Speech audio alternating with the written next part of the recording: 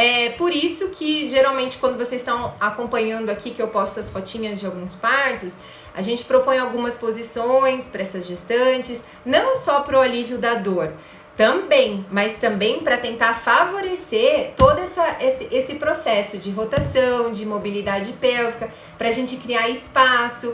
Então, são algumas posições que às vezes a gente consegue fazer com que aumente a amplitude entre as espinhas isquiáticas, algumas posições que permitam que o cóccix vá para trás. Então, com isso, a gente vai ganhando espaço e esse bebê também vai adquirindo algumas posições ali dentro mais favoráveis e vai passando na pelve lindamente como tem que ser, tá? Essa é uma situação ideal.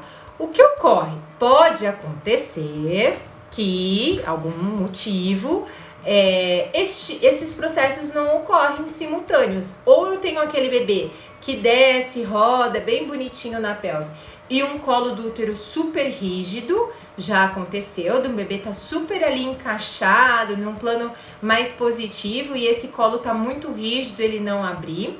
Como também o contrário, um colo bem favorável, um colo que responde fácil, começa a dilatar e esse bebê tá lá em cima ainda não fez esse processo todo. Existem vários fatores que podem estar influenciando isso daí. Eu vou listar 3, 4 aqui, lembrando que a gente está falando com pessoas leigas, geralmente nas aulas daí a gente cobra mais. E também uma coisa que eu gostaria de deixar claro é que as condutas, elas são muito individualizadas. Cada caso é um caso, então não é um único fator que vai interferir. Se você passou por essa experiência ou conhece alguém que passou por essa experiência, não é um único fator que contribui para uma cesárea ocorrer intraparto. São vários fatores, ok? Então não é uma receita de bolo com casos isolados. Ah, então eu tenho isso, significa isso. Não tem isso na obstetrícia, tudo bem? Então, é uma série de fatores, eu vou elencar aqui alguns desses fatores. O primeiro deles é se esse bebê, por exemplo, não flete a cabeça. Lembra que eu falei que a cabecinha, pra gente ter um diâmetro menor contando ali da nuca no mento do queixo do bebê e da nuca aqui na face do narizinho, no pé do nariz, pra gente ter esses diâmetros menores, esse bebê precisa fletir a cabeça. Algumas situações, esse bebê não flete a cabeça, ele entra assim reto e não com a cabeça fletida. Ou, ao contrário, ele começa até a defletir a cabeça, a jogar a cabeça lá para trás. E aí a gente tem algumas situações que o bebê vem apresentando a face. Eu cheguei a comentar aqui há um tempo atrás, acho que já deu um ano, de um parto que estava evoluindo muito bem. E aí chegou nos 5 centímetros, no toque a gente conseguia sentir nariz. Então, o que aconteceu aqui? Este bebê, ao invés de fletir a cabeça, ele defletiu a cabeça. Ele literalmente começou a jogar a cabeça para trás. Então, os processos de deflexão não necessariamente implicam uma cesárea ou que o parto não vai acontecer. Só que entra naquele escopo de posições mais desfavoráveis, ok? Pode ser essa situação, deste bebê não fletir a cabeça. Pode ser a situação, inclusive, que a gente verificou até no último parto, que a gente chama de assinclitismo. Então, quando esse bebê está descendo na pelve, a cabeça ela tem que ser equidistante entre as estruturas, ela tem que descer bem no centrinho. E não necessariamente eu jogar, por exemplo, eu sentir mais cabeça de um lado ou mais cabeça do outro. Na situação de assinclitismo, o bebê ele quebra o pescoço para o lado ou ele quebra para um outro. Então a gente verifica mais ou menos no toque, a gente verifica mais ou menos isso aqui, ó, uma cabeça torta. Vocês conseguem visualizar que eu tenho mais espaço de um lado do que do outro? Consequentemente, essa cabeça tá torta. Há uma situação aqui de assinclitismo, ou seja, não há um sinclitismo, uma simetria deste encaixe da cabeça com as estruturas minhas da pelve. Esse pode ser um fator também que pode implicar nisso, fazer com que esse bebê fique aqui em cima e não desce nas espinhas, tá? Uma das situações. E aí existem sim algumas estratégias, algumas abordagens para a gente tentar corrigir este assinclitismo. Às vezes nós temos sucesso, às vezes não temos sucesso, tá? Então pode ser que esse bebê não fletiu a cabeça, comece a defletir, pode ser que esse bebê entre na pelve todo torto, em assinclitismo, ou até mesmo com a mãozinha aqui na frente, geralmente também é uma posição desfavorável, coloca a mão aqui junto e vem descendo na pelve. Então são coisas e situações, posições que a gente só consegue identificar durante o trabalho de parto. Era isso que eu também queria muito falar e não podia esquecer aqui. Não tem como a gente saber exatamente a variedade de posição desse bebê sem entrar em trabalho de parto, sem ter até mesmo uma progressão da dilatação, porque a gente consegue identificar tudo isso que eu falei para vocês através do toque vaginal. Então, não tem como eu saber agora, você que tá aí gestante, por exemplo, tá? O que eu consigo saber é se o bebê está com uma apresentação cefálica ou se o bebê está numa apresentação pélvica, se ele está numa situação longitudinal ou transversa, enfim. Mas essa variedade de posição lá dentro da pelve, para que lado esse bebê está olhando, qual é a altura deste bebê, vai modificar muito durante o trabalho de parto. Então não se preocupem se vocês estão aí com 38, 39 semanas e foi na consulta e o obstetra disse, o bebê ainda tá alto. Tá, muito provavelmente esse bebê só vai entrar mesmo na pelve e encaixar durante o trabalho de parto. Então se você não tá em trabalho de parto, quase sempre esse bebê vai estar alto e quase sempre esse colo vai estar bem fechado, rígido, grosso.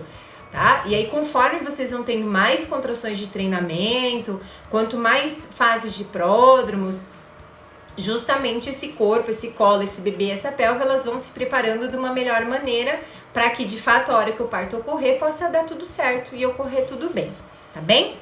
Bom, existem outras características que podem estar interferindo neste processo todo aí, dessa fisiologia do parto, que são as intervenções. As intervenções, eu sempre digo isso aqui também, elas precisam ser, elas são muito bem realizadas, são muito bem-vindas, quando de fato há uma verdadeira indicação. Então a gente tem que parar de ficar achando que ocitocina em todo mundo, episiotomia em todo mundo, analgesia em todo mundo vai resolver as coisas, tá? Existem vários outros critérios para a gente analisar quando de fato uma intervenção é bem indicada.